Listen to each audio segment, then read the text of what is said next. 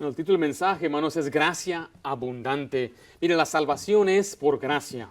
Y todo aquel que se salva lo será solamente por la gracia de Dios. O sea, no por las obras, no porque uno lo merece. La palabra gracia es un favor inmerecido. Entonces, cuando lo ponemos en el contexto de la Biblia, estamos hablando que una persona se salva sin merecerlo.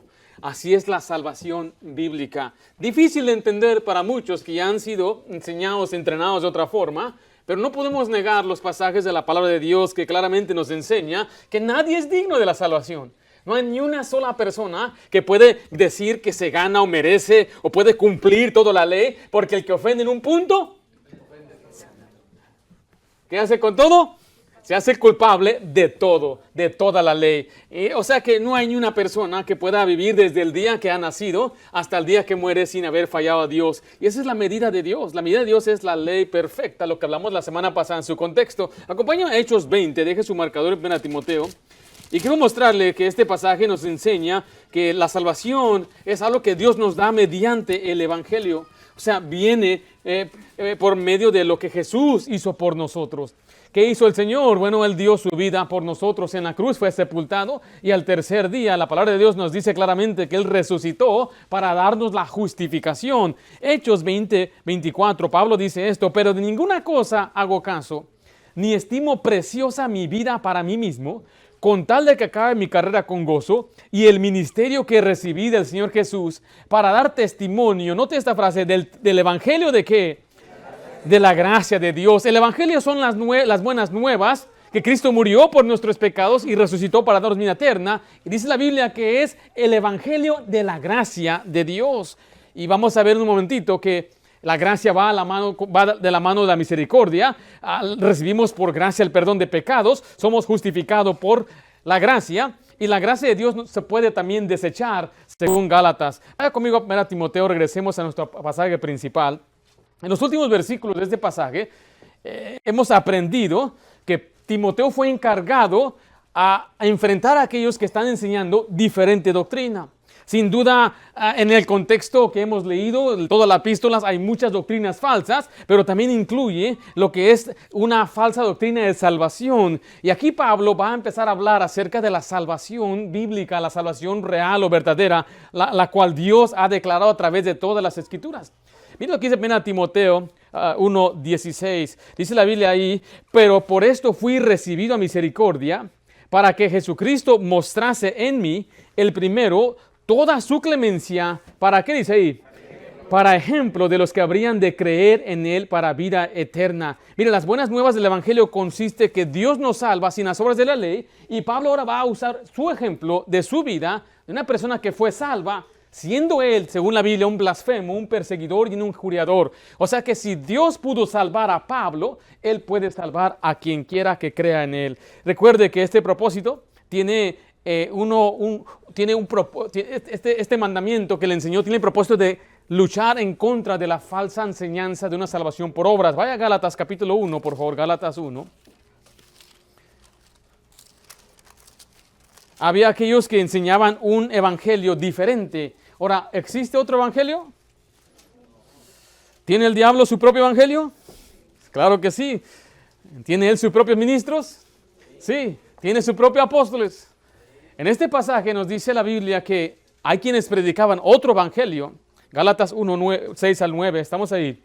Estoy maravillado de que tan pronto os hayas alejado del que os llamó por la gracia de Cristo para seguir un evangelio que dice ahí, diferente. No que haya otro, sino que hay algunos que os perturban y quieren pervertir el evangelio de Cristo.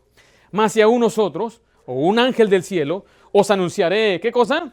Otro evangelio, mire, diferente a lo que os hemos anunciado, sea anatema, maldito, una persona condenada al infierno. Dice, como antes hemos dicho, también ahora lo repito, si alguno os predica diferente evangelio del que habéis recibido, ¿qué dice otra vez? Sea anatema. Ahora regrese a Timoteo, por favor. Por ello Pablo ofrece su propio testimonio del verdadero evangelio. Ahí en 1 Timoteo 1:11 dice la palabra de Dios, según el glorioso ¿qué?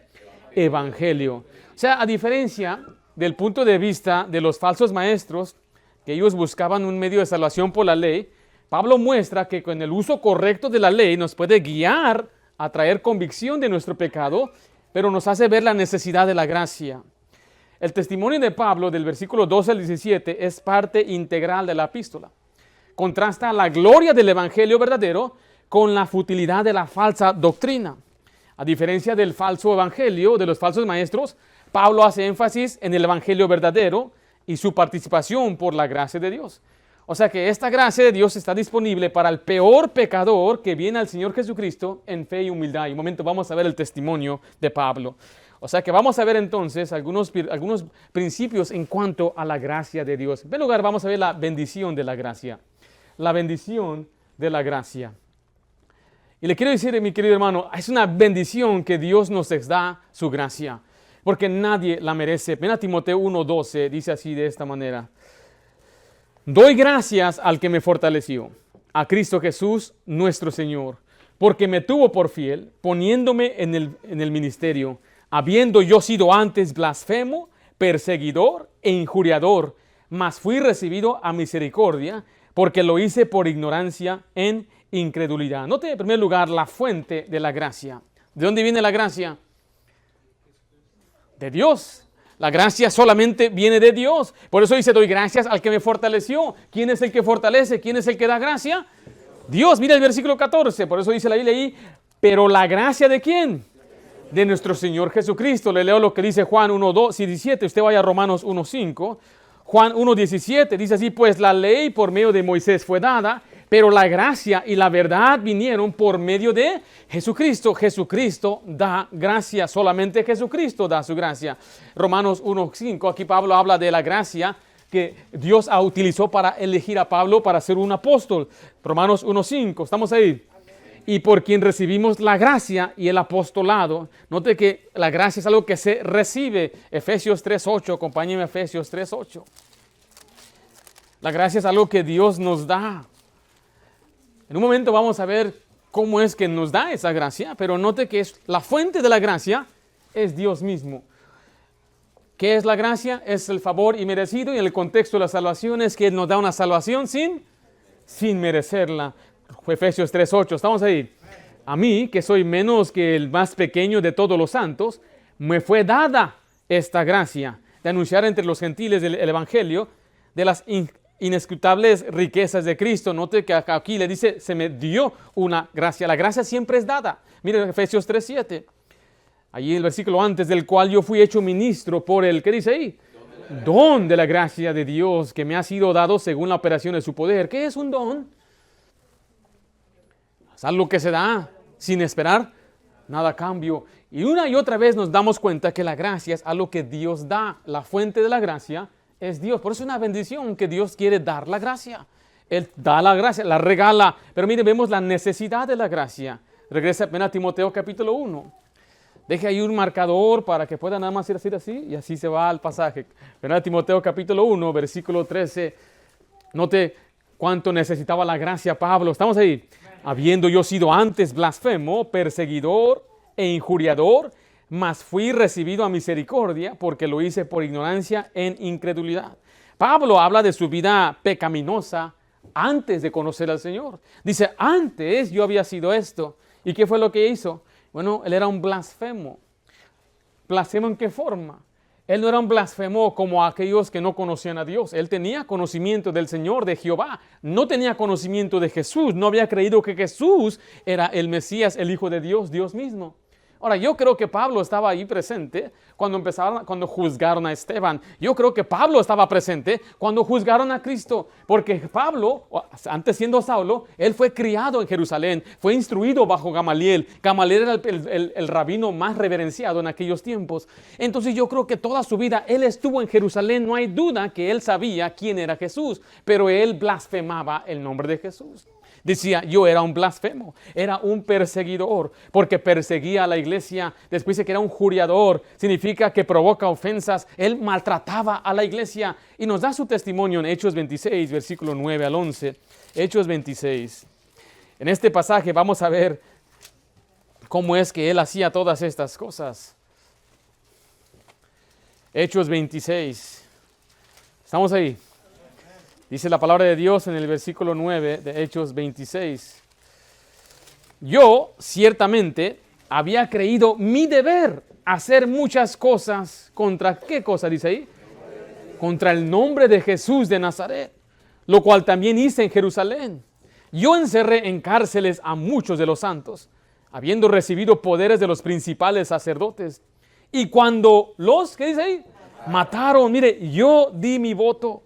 Y muchas veces castigándolos en todas las sinagogas, mire, los forcé a blasfemar, y enfurecido sobremanera contra ellos los perseguía hasta en las ciudades extranjeras. Note que ahí menciona su blasfemia, cómo perseguía y cómo injuriaba a la iglesia de Dios.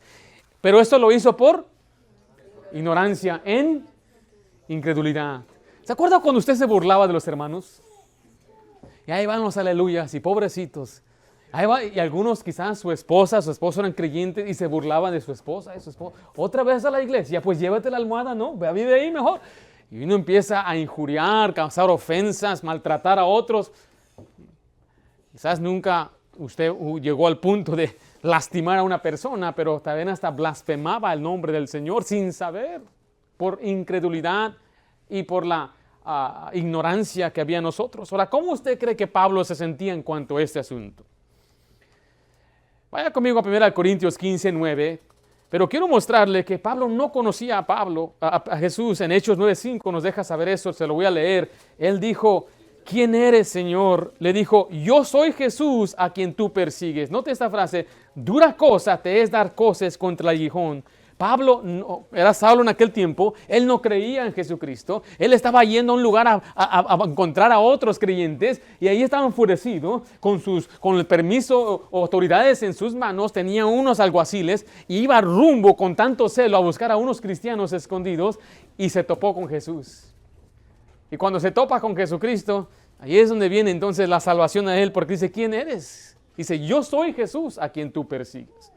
Pero esta frase me dice que él estaba resistiendo. Dura cosas te es dar coces contra el aguijón. Pablo, Saulo en aquel tiempo, él estaba ahí, él dio el voto para matar a Esteban. Él vio el rostro de Esteban como de un ángel, pero él había resistido. Es más, mismo Esteban dice, ustedes resisten al Espíritu de Dios. Esa expresión, dar coces contra el aguijón, habla de un animal obstinado, de un toro o un buey que está jalando y cuando no quiere mover, le pican con un aguijón o un pico, un palo que es diseñado especialmente para eso. Ahora, yo no sé de esto, mi papá me explicó, él creció en el campo y él me dijo que él vio varios de esos animales matarse enojados, dando a ese aguijón, a ese pico, y se enfurecían y le daban más duro, y le daban más duro, y ahí se desangraban hasta que se tiraban muertos. Dice que eran tan obstinados, y dice, esa es la expresión que Jesús está haciendo de Pablo. Tú eres tan obstinado, estás resistiendo, estás endureciéndote. Pero el Señor tuvo que hacer algo milagroso para que él cambiara. ¿Y qué fue? Se le apareció. No vemos que se le aparece a otra persona al Señor, ¿o sí? A nadie más. Ahora mire, ¿cómo se sentía Pablo después de haber hecho todo esto? Él nos dice lo que él sentía, 1 Corintios 15, 9. Estamos ahí. Porque yo soy el más, ¿qué dice? Pequeño de los apóstoles, que no soy digno de ser llamado apóstol. ¿Por qué? Porque perseguía a la iglesia de Dios. ¿Soy el más? Pequeño. En Efesios 3:8 acabamos de leer que dice a mí que soy menos que el más pequeño de todos. ¿Usted sabe qué significa la palabra Pablo? Pequeño. Pablo a sus ojos se sentía pequeño e indigno. Decía, yo no soy digno de ser un cristiano, yo no soy digno de ser siervo de Dios, soy el más pequeño al punto que hasta le dieron el nombre, pues tú vas a ser pequeño. Regresa a 1 Timoteo 1:15 y nos está explicando Pablo entonces que si él hizo esto, que él considera la más grande ofensa, es perseguir a la misma iglesia de Cristo, la que se considera la esposa o la novia de Cristo. ¿Cómo sentiría usted, varón, que alguien ofendiera a su mujer? Y Pablo ya con el tiempo se daba cuenta que lo que hizo él era algo muy horrible. Pero eso dice la Biblia ahí que si Dios pudo salvarlo a él es el ejemplo. Si Dios me salvó a mí, entonces puede salvar a cualquiera Dice ahí versículo 15, palabra fiel y digna de ser recibida por todos, que Cristo Jesús vino al mundo para salvar, ¿a quién? A los pecadores. ¿Y Él se considera cuál de los cuales soy? El primero. Si Él es el primero, entonces Dios puede con el segundo, el tercero y el último. En inglés se usa la frase the chief of sinners. Y nosotros entendemos el chief como el jefe. Y la expresión dice, si Él pudo con el chief, Él puede con los indios también. Si Él puede con el jefe, Él va a poder con todos los seguidores del jefe. Mira lo que dice Romanos 5:12. Romanos 5:12 nos dice la palabra de Dios que todos en este mundo somos pecadores. Recuerde que hay una gran necesidad por la gracia. Nosotros necesitamos la gracia. Pablo entendió la necesidad de la gracia. Romanos 5:12 dice, por tanto, como el pecado entró en el mundo por un hombre y por el pecado la muerte, y así la muerte pasó a todos los hombres. ¿Por cuánto? ¿Qué dice ahí? Todos pecaron. Pero gloria a Dios, 1 Timoteo 2:6 nos dice la Biblia que Cristo murió por todos. 1 Timoteo 2:6. Estamos ahí. El cual se dio a sí mismo en rescate por todos, del cual se dio testimonio a su debido tiempo. Primera de Juan 2:2, acompáñame allá por favor. La Biblia hace una distinción en los que son creyentes en este pasaje y los que no son creyentes. Primera de Juan 2:2, estamos ahí. Dice la palabra de Dios, y Él es la propiciación por nuestros pecados. Nuestros pecados, hablando los otros creyentes, y no solamente por los nuestros, sino también por ¿quién? Los de todo el mundo. Hebreos 2:9, quiero que me acompañe allá. Hebreos 2:9. Hay una necesidad de la gracia, por eso Jesucristo vino a morir por los pecados del pecador, vino a buscar y a salvar lo que se había perdido. En Hebreos 2:9 dice la palabra de Dios, pero vemos a aquel que fue hecho un poco menor que los ángeles, a Jesús, coronado de gloria y de honra a causa del padecimiento de la muerte. Mire, para que por la gracia de Dios, ¿qué hizo? Gustase la muerte por todos. Jesucristo en su gracia o por su gracia murió por los pecadores. Vimos en primer lugar ahí la bendición de la gracia. Mire, es una bendición que Dios nos da su gracia. Es una bendición que siendo un pecadores, Cristo quiere salvarnos. Número 2, vamos a ver la abundancia de la gracia. Regrese a 1 Timoteo. La abundancia de la gracia. Si voy un poco rápido es por el calor, más que nada. Que veo a algunos sudando ahí. La abundancia de la gracia. Estamos ahí, versículo 13 al 14. Habiendo yo sido antes blasfemo, perseguidor e injuriador, mas fui recibido a misericordia, porque lo hice por ignorancia en incredulidad. Pero la gracia de nuestro Señor fue más abundante con la fe y el amor que es en Cristo Jesús. Note en primer lugar la misericordia. Le mencioné hace un momento que la misericordia y la gracia siempre van de la mano. Cuando usted lee la palabra gracia, por alguna parte en ese contexto va a aparecer la misericordia y se lo voy a comprobar en un momentito. Pero vea el versículo 16 también. Por esto fui recibido a misericordia. La palabra misericordia es que Dios muestra su bondad a pesar de nuestras transgresiones o pecados y no nos paga conforme a lo que merecemos. Esa es la misericordia de Dios. Dios nos dice, usted, voy a usar la expresión, dice Dios, tú eres pecador, tú mereces ir al infierno, pero cuando nos salva, nos da algo que no merecemos y nos quita lo que merecemos, que es el juicio. Y la misericordia va de la mano con la gracia, según Efesios 2. Por favor, me acompaña a Efesios 2. Y después vamos a ir a Tito capítulo 3.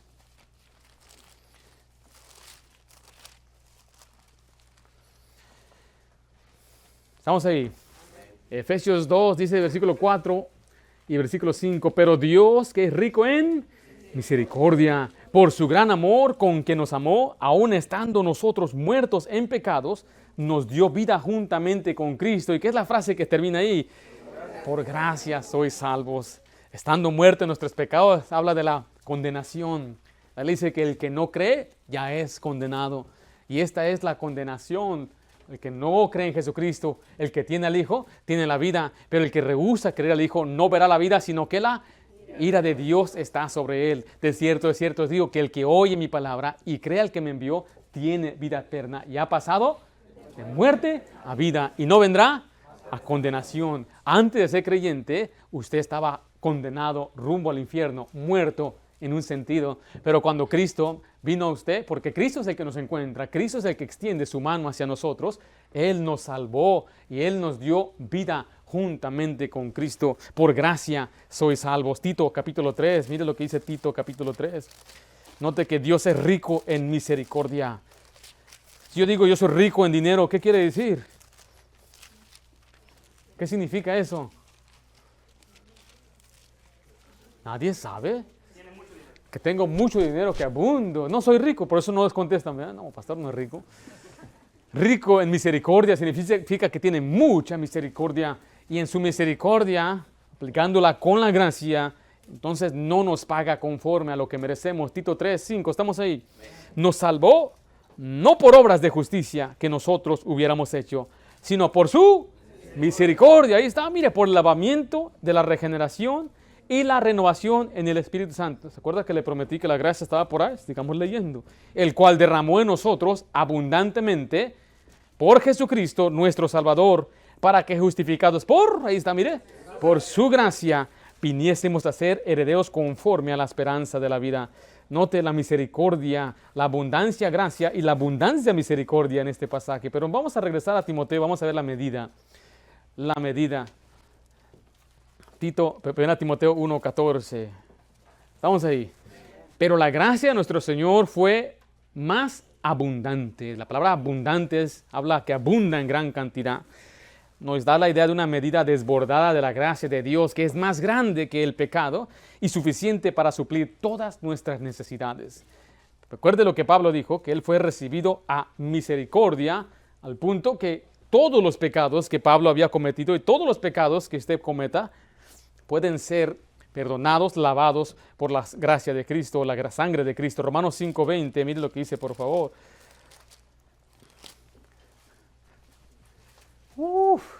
Romanos 5:20.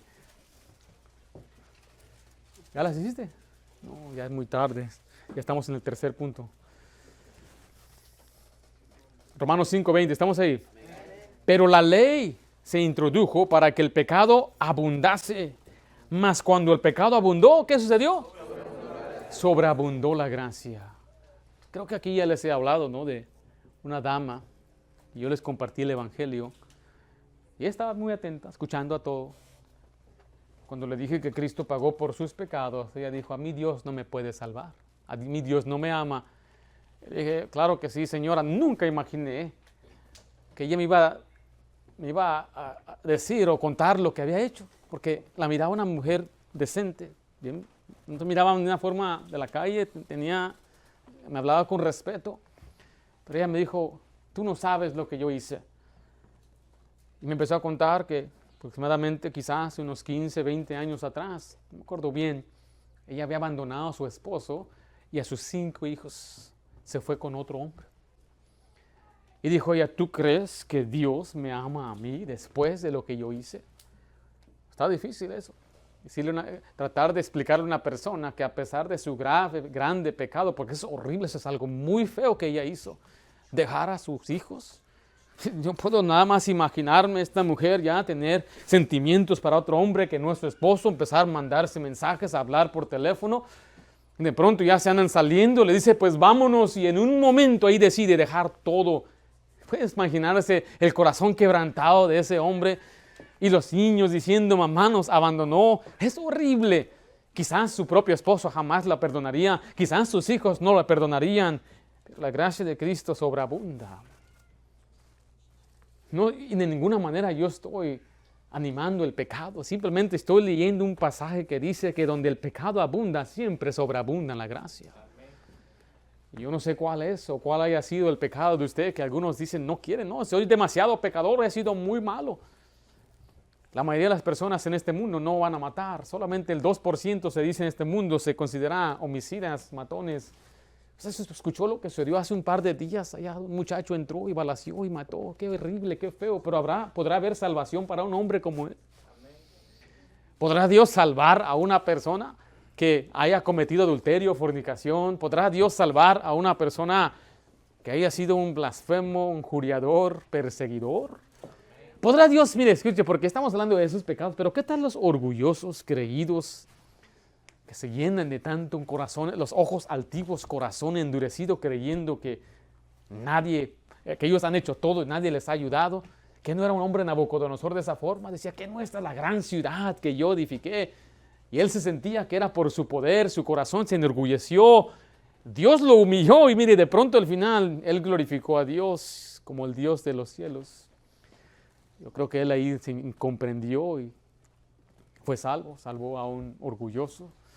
Al hombre que estaba al lado de Jesús era un malhechor. No sabemos qué hizo, pero Jesús le dio una promesa: hoy estarás conmigo.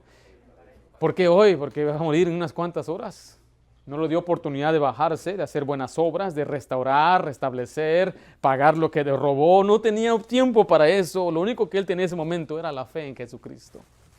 Ahora le vuelvo a decir, yo de ninguna manera estoy animando el pecado. En un momento vamos a ver lo que dice la palabra de Dios. Pero quiero así dejarles saber que la salvación es algo que Dios nos da mediante la fe. La medida de su gracia es abunda, hay mucho, sobreabunda, no importa quién sea el pecador. Vimos ahí la gracia abundante, la bendición de la gracia, la abundancia de la gracia, pero por último vemos el propósito de la gracia. Y regrese a 1 Timoteo 1, versículo 15. Ahora, tenga en mente que hay quienes no quieren creer, no van a creer. Muchos de ellos han escuchado la verdad, habiendo conocido a Dios, no fueron agradecidos con Dios. Romanos capítulo 1 dice la Biblia que su corazón fue entenebrecido y Dios los ha entregado a una mente reprobada. Yo creo que hay personas que no van a creer en el Señor y no quieren creer en el Señor. No es que Dios no pueda perdonar los pecados de ellos. Dios no los va a perdonar porque ellos tienen que creer para que Dios perdone los pecados. Pero así lo diseñó Dios, según la palabra de Dios. Ven a Timoteo 1:15, estamos ahí. Palabra fiel y digna de ser recibida por todos. Que Cristo Jesús vino al mundo, ¿para qué? Salvar a los pecadores, de los cuales yo soy el primero, pero por esto fui recibido a misericordia, para que Jesucristo mostrase en mí, el primero, toda su clemencia, para ejemplo de los que habrían de creer en él para vida eterna. Note que Pablo está diciendo, yo soy un ejemplo. O sea, en otras palabras, se necesita un ejemplo. Si Dios salvara a una persona sin tener que la persona hacer nada, entonces no hay necesidad de ejemplo. Pero aquí hay un ejemplo, para que vean que Dios puede salvar hasta el primero de los pecadores, hasta el peor de los pecadores. Porque el propósito de la gracia es que la gracia nos salva. Palabra fiel, dice el pasaje. Esa palabra significa una palabra firme. Solamente Pablo usa esas frases. Jesús decía, de cierto, de cierto. Note que dice que es digna de ser recibida, es merecedora de ser creída. Cristo vino al mundo para salvar a los pecadores. Este es el Evangelio. Cristo Jesús es el Salvador. No hay salvación fuera de Jesucristo. Y no hay otro nombre bajo el cielo dado a los hombres en que podamos ser salvos. Jesús dijo, yo soy el camino, la verdad y la vida, y nadie viene al Padre si no es por mí. La salvación no está en una iglesia, no está en una organización, la salvación está en una persona. Jesucristo es el Salvador. Note que dice, vino al mundo. Esto habla de su encarnación. Jesucristo, siendo Dios mismo, se encarnó en un ser humano, naciendo de una mujer virgen que no había conocido varón. El nacimiento virginal de Cristo nos habla de la pureza, de la sangre inmaculada de Cristo. Cristo vino al mundo y Él murió en el cruz para salvar a los pecadores. Ahí está su propósito, que el Hijo del Hombre vino a buscar y a salvar a los pecadores. Y cuando Pablo dice de los cuales soy el primero, recuerde, habla de la humildad de Pablo. La salvación es por gracia. Vayamos a Efesios 2, nuestro versículo favorito de la gracia y la salvación. ¿Ya se lo memorizó? Efesios 2:8.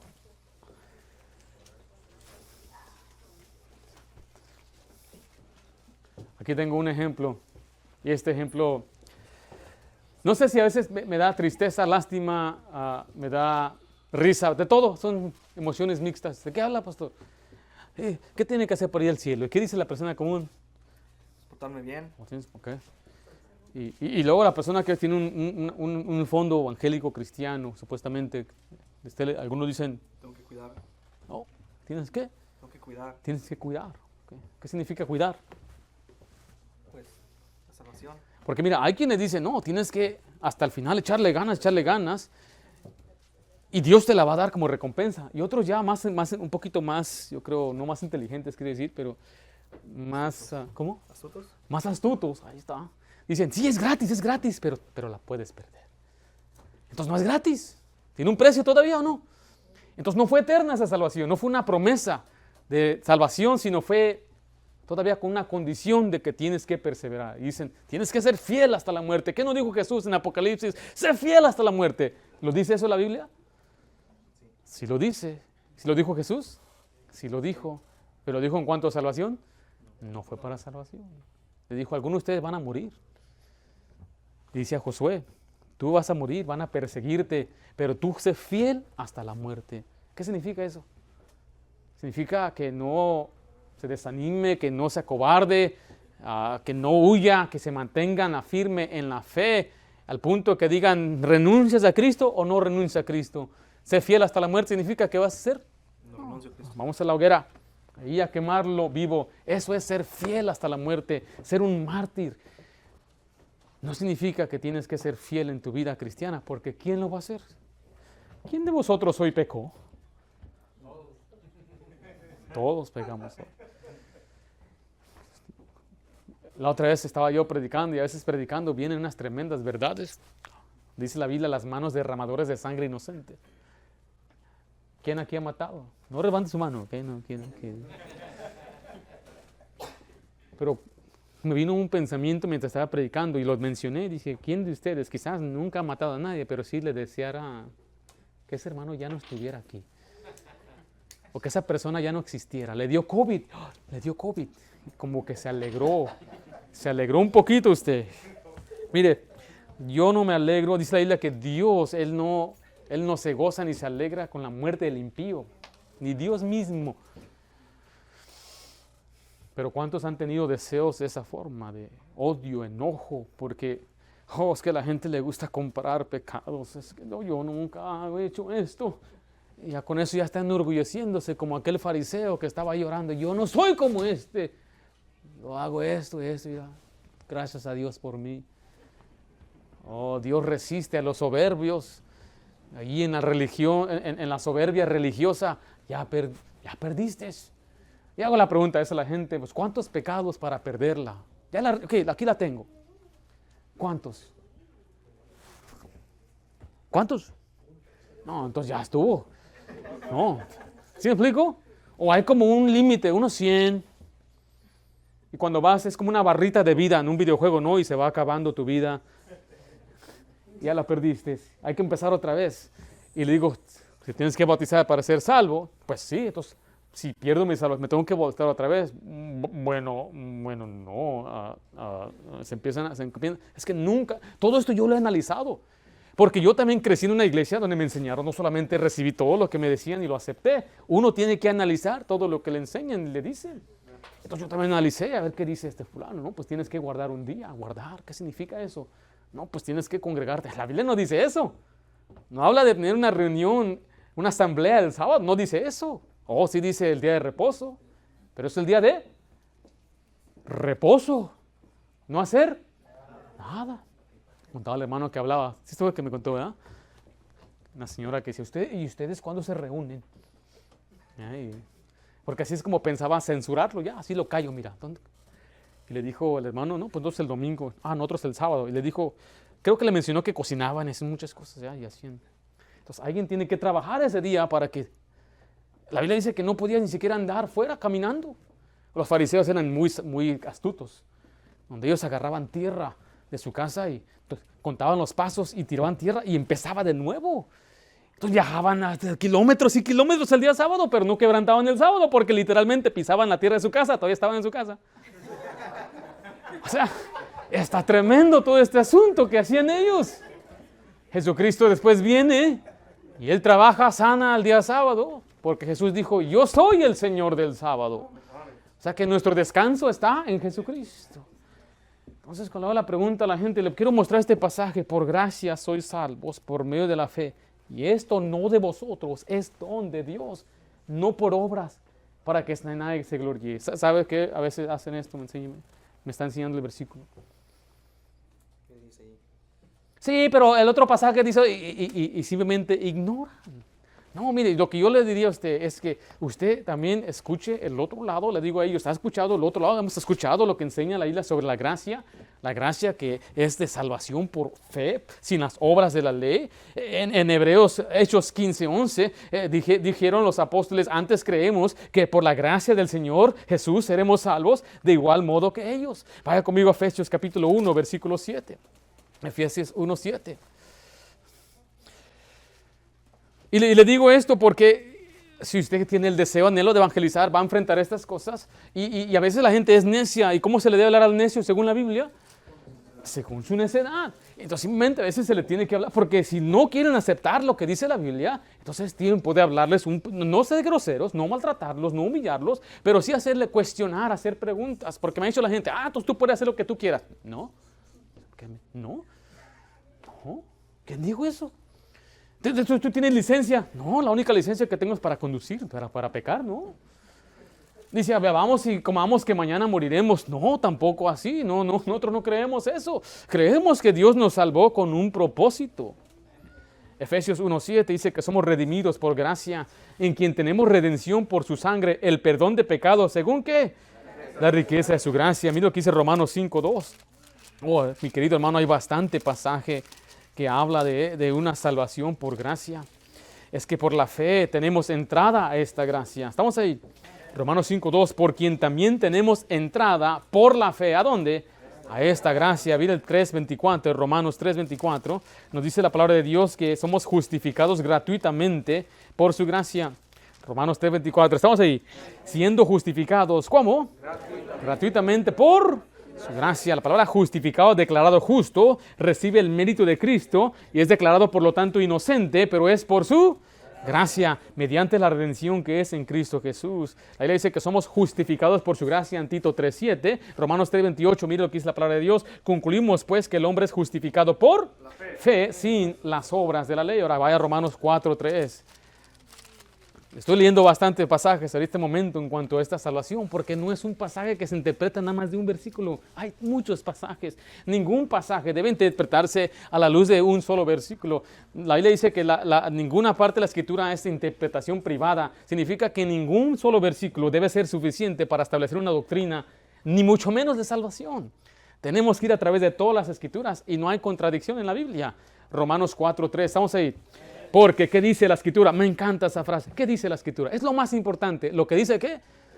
No lo que dijo mi pastor, aunque yo quiero hablar conforme a las sanas palabras de Cristo, pero nunca diga, es que así me enseñó mi pastor. Es que así dice el pastor donde yo voy. No, ¿qué dice? La Escritura. No que dice un libro, que dice una revista, que dice fulano, sutano, mengano. Lo que importa es lo que dice la Escritura. Creyó Abraham a Dios y le fue contado por justicia.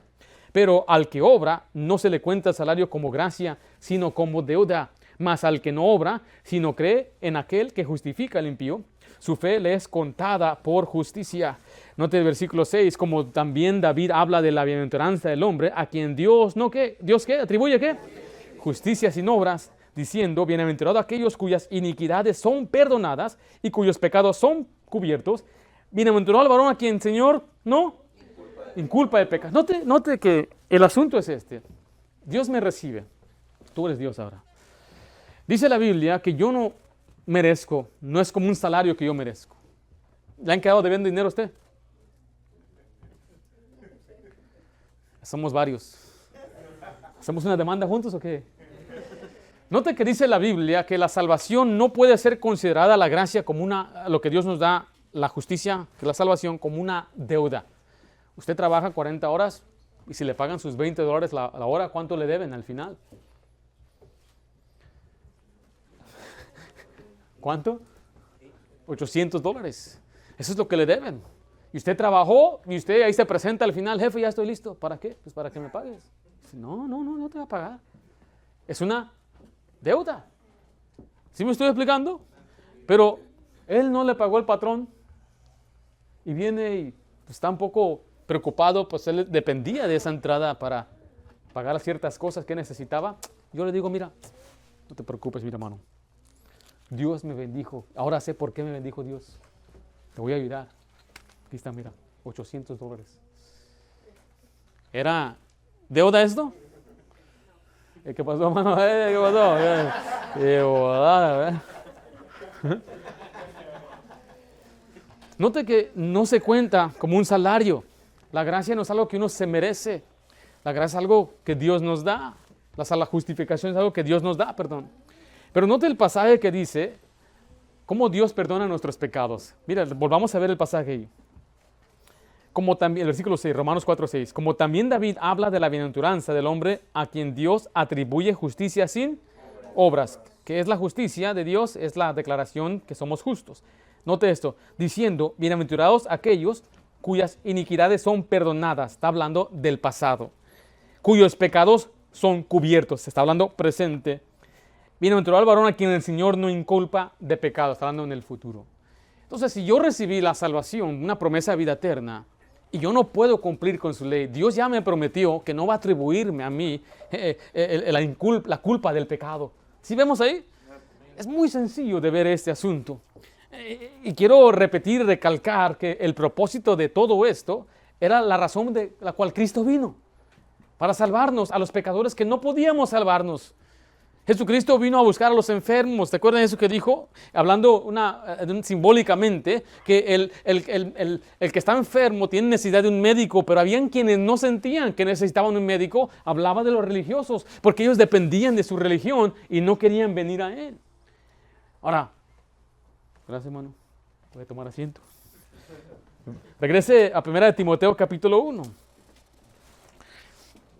Le estaba mencionando hace un momentito, bueno, la gracia de Dios sobreabunda y cubre todos nuestros pecados. La gracia de Dios nos salva. Pero mire, la gracia de Dios nos impulsa a glorificarle. Versículo 17. Estamos ahí. Por tanto, esa frase por tanto hace una conexión al resultado de la gracia. ¿Qué debemos hacer? Por tanto, al Rey de los siglos, inmortal, invisible, al único y sabio Dios, sea honor y gloria por los siglos de los siglos. Amén.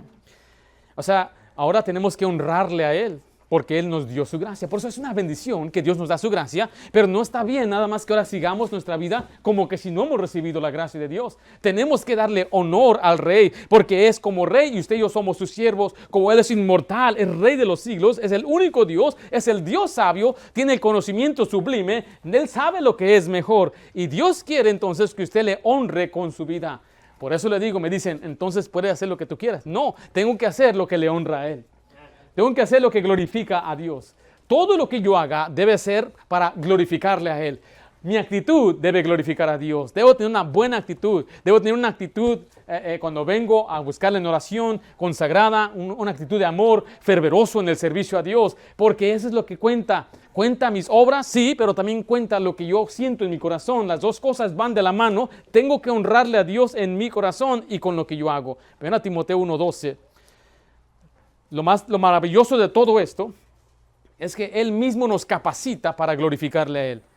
Por eso no hay excusa que una persona diga, yo soy salvo y no puedo cambiar. Si no has cambiado, es porque no has madurado, no has leído la Biblia. Yo no sé si has creído, no estoy diciendo que si no tienes obras no eres salvo. Yo no creo eso. Yo creo que uno debe andar en el Espíritu para no satisfacer los deseos de la carne. Uno tiene que obedecer. Necesita un predicador que le reprenda duramente. Ahora, si en todo esto aún sigue en su obstinación, en ser rebelde, no hacer lo que Dios quiere, bueno, Dios se encarga de sus hijos. Ahora, si la persona no cree en el Señor Jesucristo, pues entonces no vas a poder cambiar. Si usted no ha creído en Jesucristo, todavía está confiando en sus obras, todavía está confiando en portarse bien. Algunos dicen, pastor, pues sí creo en Jesús, pero por si las dudas voy a hacer las obras. Entonces no has sido salvo todavía, no te ha amanecido, no vas a poder hacer lo que Dios quiere. Pero cuando una persona cree en Jesucristo, entonces Dios le capacita. Mira Timoteo 1:12, estamos ahí. Doy gracias al que me fortaleció, a Cristo Jesús nuestro Señor, porque me tuvo por fiel, poniéndome, ¿dónde? Ministerio. La palabra ahí, capacitar, que le estoy compartiendo, es hacer una persona apta para desarrollar una actividad. Según Timoteo 2:1 nos dice la Biblia que debemos esforzarnos en la gracia de Dios. O sea que Cristo nos fortalece, como dice el pasaje, para hacer la obra. ¿Estamos ahí? Tú pues, hijo mío, esfuérzate en la gracia que es en Cristo Jesús. Las fuerzas vienen de Dios y Dios nos da su gracia para poder nosotros sobrellevar la carga de las obras, ministerio que Dios nos ha dado. Ahora, si usted es un varón, Dios le da su gracia para vivir en pureza, tener una mente limpia, no andar mirando cosas que no debe estar mirando, tener pensamientos sucios. No me diga ese pretexto, esa excusa. Soy hombre, así somos los hombres, así siempre fui, así es como crecieron en mi pueblo, todos mis familiares tenían sus novias. No. En el cristianismo, Dios te da fuerzas para superar esas cosas. No podemos darnos la excusa y decir es que yo no puedo, es que por eso yo no puedo someterme a mi esposo, es que mi esposo es muy gruñón. No importa quién sea vuestro esposo, Dios le da gracia para superar a cualquier hombre gruñón. Y usted debe simplemente esforzarse en la gracia. Es que es muy duro. Exactamente, Dios le da su gracia. ¿Y cuánta gracia da Dios? Sobreabunda lo que usted necesita. Mira lo que dice 2 Corintios 3, 4 al 6.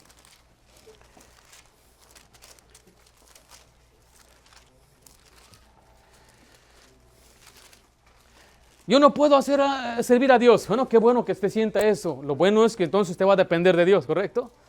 ¿Qué le dijo Jesucristo a Pablo cuando él decía, no puedo con esta enfermedad, este aguijón en la carne? ¿Qué le dijo Jesús? Bástate mi gracia. O sea, le dijo, tienes que aferrarte a mi gracia, dependen las fuerzas que yo te puedo dar en esa enfermedad. Yo no sé cuál enfermedad tenga usted, yo no sé si es algo en su vida, algo que usted está sobrellevando, una carga, un problema, una batalla personal, pero Dios le da su gracia para poder superar eso. Esfuércese en la gracia. Dios nos da la competencia, nos hace hábiles para cumplir su ministerio. 2 Corintios 3, 4, estamos ahí. Y tal confianza tenemos mediante Cristo para con Dios. No que seamos competentes por nosotros mismos para pensar algo como de nosotros mismos, sino que nuestra competencia proviene ¿de quién? De Dios, el cual asimismo nos hizo ministros como competentes de nuevo pacto, no de letra, sino del Espíritu, porque la letra mata, mas el Espíritu vivifica. Ahora mire el contexto, sí obviamente es el ministerio, pero Dios le ha dado a usted un ministerio. Si usted es varón, usted es cabeza de su hogar, usted es el líder espiritual. Ese es su primer ministerio. Su esposa es su primera discípula, su primera seguidora, y usted debe darle un ejemplo a su esposa. Si tiene hijos, tiene que darle un ejemplo a sus hijos. Ese es su primer ministerio. Pastoree su hogar, sea el profeta de su hogar, sea el sacerdote en su casa. Y dice, pero es que yo no puedo. Dios dice que Él nos ha hecho competentes. ¿Sí vimos ahí? Pero es que yo no tengo estudios, eso no interesa, Dios le va a habilitar. Usted lo que necesita es tener el interés, el deseo, el anhelo de querer ser usado por Dios para impactar a su familia. ¿Qué no le motiva que su familia conozca del Señor? Si usted es ese varón, usted debe aferrarse entonces a la gracia de Dios, que Él le provea esa competencia, esa habilidad. 2 Corintios 9, 8, mire lo que dice la palabra de Dios.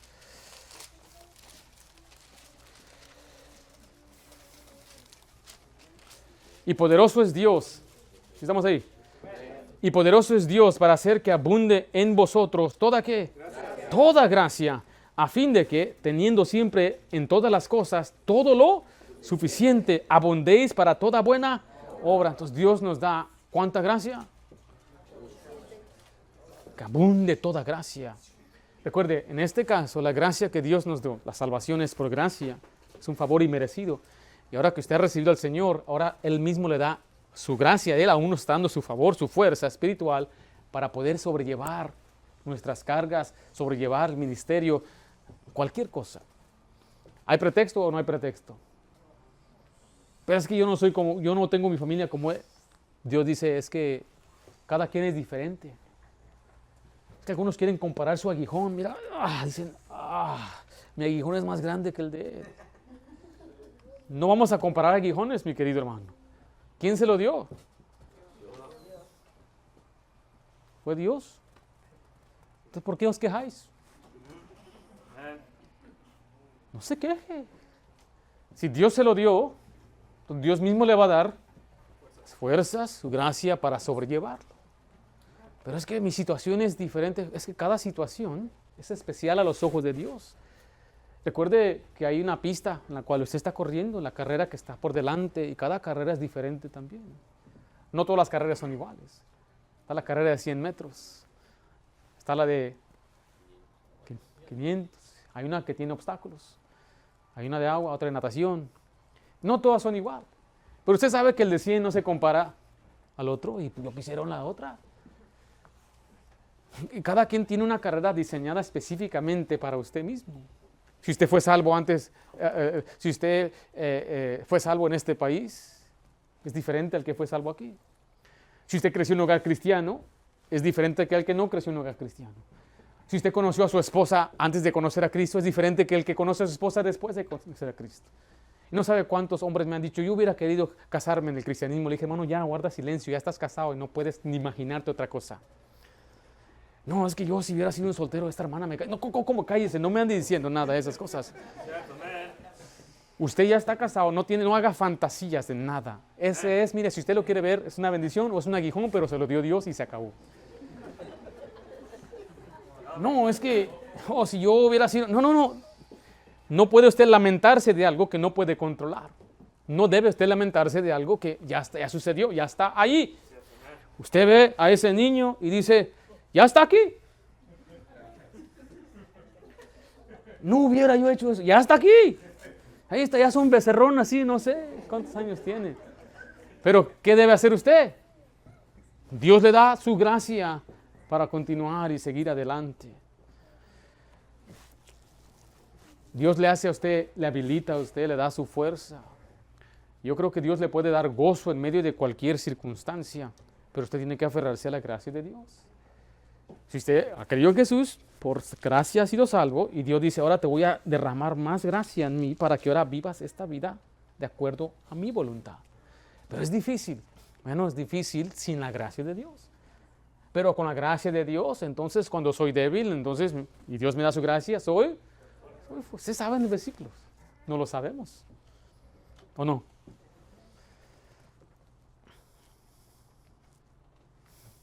Y el muchacho me decía, no, es que mis papás han cometido muchos errores. Y dijo uno que lo miró, pues ya estoy mirando uno.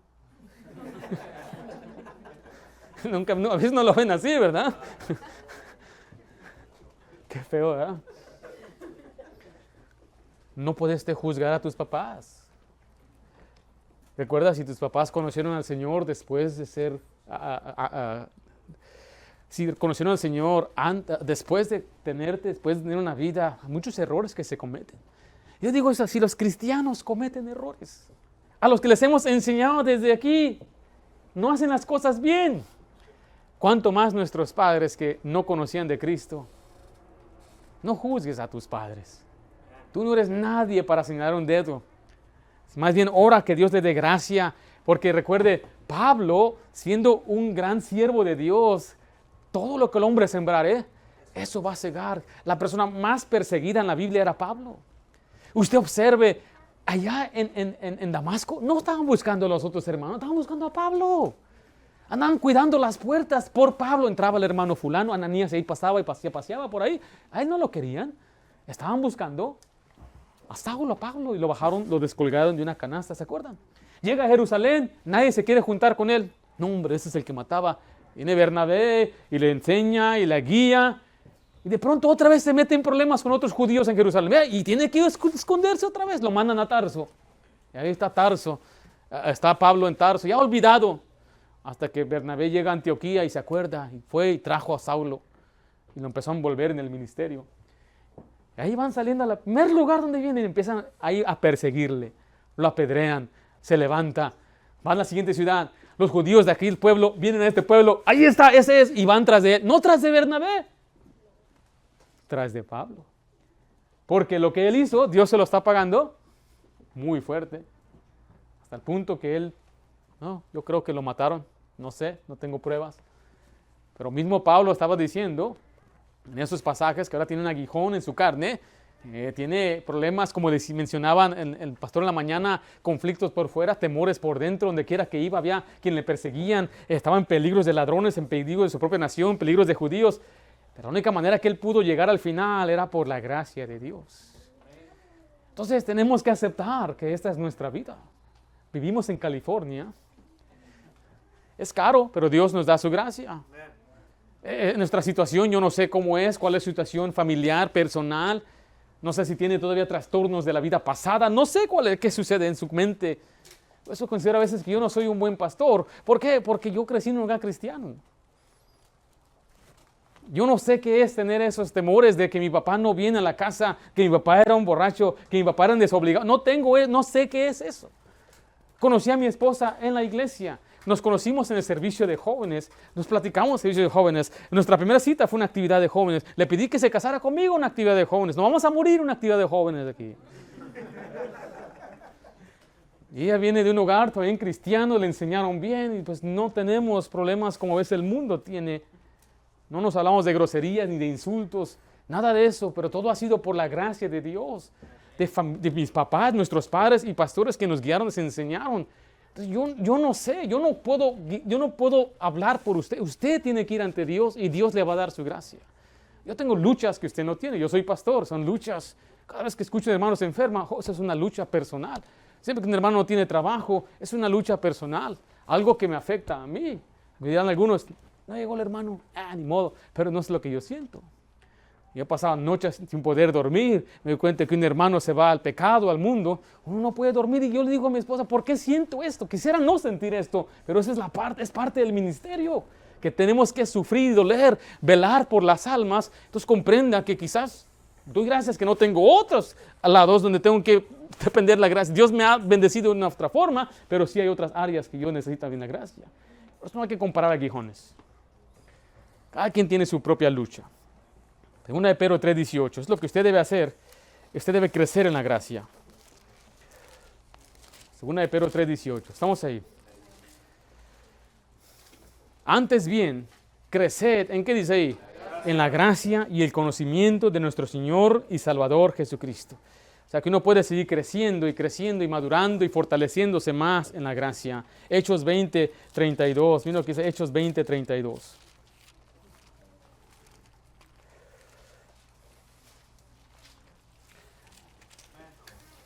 ¿Estamos bien, hermanos? Dice la Biblia en Hechos 20:32 de esta manera. Y ahora, hermanos, os encomiendo a Dios y a la palabra de ¿qué? Su gracia, que tiene poder, ¿para qué? Sobre edificaros y dar herencia con todos los santificados. Ahora quiero que me vaya a Tito 2, es el último pasaje que vamos a leer. Dios quiere que usted sea sobreedificado, que madure, que crezca en la gracia, la palabra de su gracia. ¿Qué es la mejor manera para fortalecerse y crecer? Palabra de Dios. Tito 2, creo que va a ser el 11, Tito 2:11.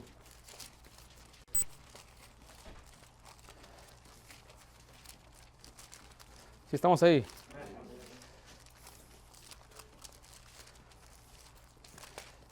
Tito 2:11 dice la palabra de Dios de esta manera. Porque la gracia de Dios se ha manifestado, ¿para qué? Para salvación a todos los hombres. ¡Qué bendición por la gracia de Dios y la salvación! Pero mire el versículo 12. Enseñándonos que, renunciando a la impiedad y a los deseos mundanos, vivamos en este siglo sobria, justa y piadosamente, aguardando la esperanza bienaventurada y la manifestación gloriosa de nuestro gran Dios y Salvador Jesucristo, quien se dio a sí mismo por nosotros para redimirnos de toda iniquidad y purificar para sí un pueblo propio celoso de ¿qué? De buenas obras. Ahora significa, a la luz de lo que hemos leído, que uno puede andar en pecado. Ahí le dice, ¿qué diremos? ¿Perseveraremos en el pecado para que la gracia abunde? Recuerde, donde abunda el pecado, ¿qué sucede con la gracia? Sobreabunda. Y Pablo dice, bueno, vamos a perseverar en pecado para que siga sobreabundando la gracia. ¿Qué responde Pablo? En ninguna manera, en otras palabras, ni Dios lo quiera. Dios no quiere que vivamos en pecado, sino más bien vimos en el versículo 12 que la gracia nos enseña. ¿Qué nos enseña la gracia? A renunciar. Hay cosas que tenemos que dejar. ¿Qué debemos dejar? Dice, renunciando a la impiedad y a los deseos mundanos. La palabra renunciar es abandonar, dejar, desistir. Dios quiere que usted deje la impiedad, que es lo malo, lo perverso, lo dañino. También dice, los deseos mundanos. ¿Qué son los deseos mundanos? Es el amor al mundo, el amor a las cosas de este mundo. Hay quienes están bien enamorados de este mundo. Las cosas de la vida, la vanagloria de la vida, los deseos de la carne, los deseos de los ojos. Son guiados por los impulsos carnales y no las cosas de arriba. Y eso está mal. Dios dice, la gracia nos enseña a renunciar lo mundano. Significa, tenemos que enfocarnos en las cosas espirituales, las cosas eternas. No está diciendo que no debe desear tener algo bonito. Recuerde, Dios nos da las riquezas para que nos disfrutemos. Pero todo siempre tiene que tener un fin. todo eso es un medio para un fin más grande y el fin es glorificar a Dios con nuestras vidas. O sea que si usted, voy a dar un ejemplo, un auto, ¿quién aquí tiene un auto? No levanta la mano, todos tenemos un auto, ¿ok? Está bien, si no tiene un auto, no le aplica a usted, puede hacer otra cosa. Pero si dice, no, yo quiero un carro, ¿de qué año? ¿Cuál? Ayúdenme. 2022. No, yo quiero el 23 ya de una vez. ¿Hay algo malo en tener un carro de 2022, 23? No. Pero si usted se aferra a ese carro. Ahora, ¿hay malo anhelar un Ferrari 2022?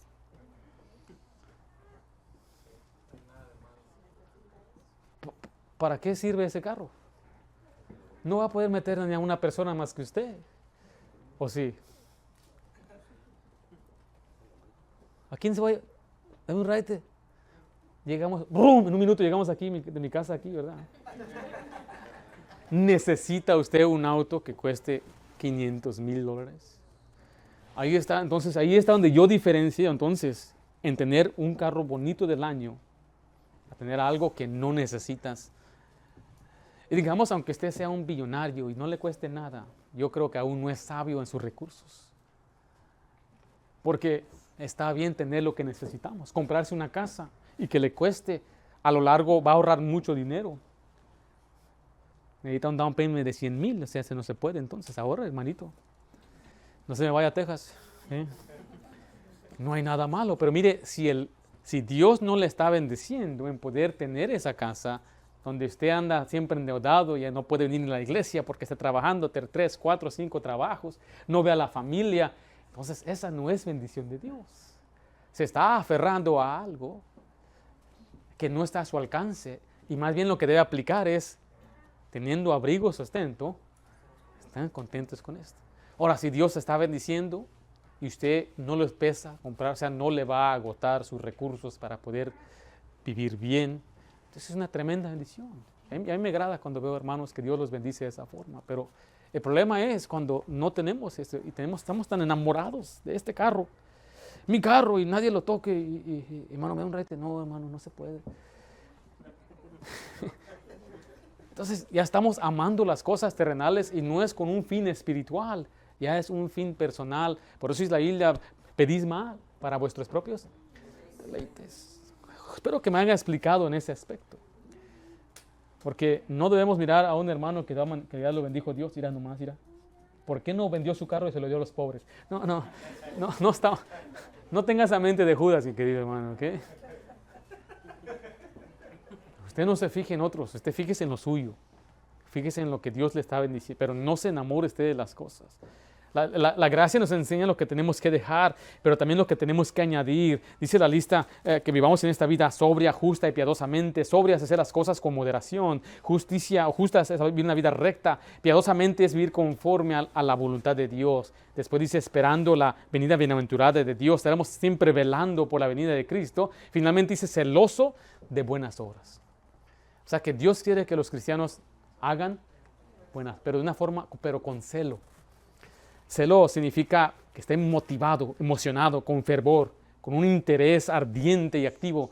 Yo quiero hacer cosas buenas para Dios. Yo quiero, a propósito, vivir para Dios. Dios dice que sea usted celoso de buenas obras. Renuncia a la impiedad, renuncia al pecado, los deseos mundanos, pero tiene que añadir entonces esto, vivir una vida justa, recta y celoso de buenas obras. O sea que la gracia de Dios nos habilita para hacer esto. La gracia de Dios no es para vivir en libertinaje. Acabo soy salvo, voy a hacer lo que yo quiera. Te equivocas. Si usted piensa eso, usted está confundido. Si usted lo afirma, yo dudo que usted sea creyente. Porque solamente los falsos maestros enseñan eso. Lea lo que dice Judas. Pero de este púlpito usted sabe que nunca, hermano, échale ganas, se acabó. Acabó de salvo. No, al contrario, hermano, te va a caer la mano pesada de Dios. Cuidado, hermano. Ahí cuando está, pastor, me fue mal. ¿Por qué, hermano? Por el pecado. Aprendiste una lección muy valuable. Hay que vivir en este mundo de una manera recta, dándole honor a Dios. Note, terminando ya el círculo, Pablo empezó hablando de los que enseñan falsa enseñanza, falsa doctrina. Enseñan un medio diferente de salvación, pero él les habló del uso legítimo de la ley. Después dio su ejemplo personal, diciendo él que la salvación, aunque él fue lo que él fue, Dios lo salvó. La salvación es por fe, por la gracia. Qué bendición por la gracia abundante, la bendición de la gracia, la abundancia de la gracia y el propósito de la gracia. Vamos a orar. Padre Santo, gracias damos porque eres bueno con nosotros. Estamos agradecidos, Señor. Queremos darte honor y honra. No merecemos la salvación, lo comprendemos muy bien, somos pecadores. Y Señor, no queremos ni atrevernos a compararnos unos a otros, porque no deberíamos compararnos a los otros como seres humanos. Pero si nosotros nos medimos conforme a la medida perfecta que es Cristo, Señor, nosotros no somos dignos de ser salvos. No somos dignos de tener vida. Damos gracias, Señor, que en tu amor manifestaste tu gracia por medio de Jesucristo. Damos gracias, Señor, que un día escuchamos el evangelio de tu gracia y la palabra de tu gracia. Y al creer, Padre, tú nos salvaste, nos justificaste por tu gracia. Y no solamente eso, Padre, reconocemos que tú nos has dado la gracia abundante para vivir esta vida cristiana en victoria. Señor, me da mucha pena cuando a veces escucho o veo muchos cristianos no tienen victoria. Viven su vida en pecado, derrotados, desanimados. Pero Señor, ayúdanos a nosotros reconocer que tú nos haces competentes, tú nos das la habilidad, tú nos capacitas para andar en el Espíritu. Y Señor, tú también nos das de tu gracia para ser ministros fieles, ser fieles en todo lo que tú nos has pedido. Ayúdanos para crecer en tu gracia, que tú nos sobreedifiques con tu gracia, que seamos nosotros también después predicadores también de tu gracia. Señor, damos una vez más la gloria y la honra por lo que has hecho nosotros y lo que vas a hacer. En nombre de Jesús yo te lo pido. Amén. Amén. Gracias por escuchar los mensajes de la Iglesia Bautista de Santa Ana. Esperamos que la predicación haya sido de gran bendición para su vida. Y si es así, comparta este mensaje con otra persona. Si alguna vez se encuentra en el sur de California, visítenos a uno de nuestros servicios en la Iglesia Bautista de Santa Ana. También le invitamos que visite nuestro canal en donde encontrará mensajes de doctrina y de aliento para su vida. Sobre todo, le animamos a que nos acompañe para nuestros 3 servicios, en donde podremos seguir creciendo en la gracia y el conocimiento de nuestro Señor Jesucristo por medio de su palabra. Dios les bendiga y tengan un gran día. Para más información sobre nuestra iglesia Vamos a orar, y los hermanos. eventos Padre del Santo, año, damos gracias. visítenos en la web en santaanabaptist.org y planee su calendario con nosotros. También Ayúdanos, Padre, visítenos a en crecer cada YouTube vez más. o en Facebook para ver los Corazón. mensajes de nuestra iglesia. Todos los mensajes son grabados y subidos a nuestro canal, Iglesia Bautista de Santa Ana. Si se perdió un servicio, no se pierda el mensaje.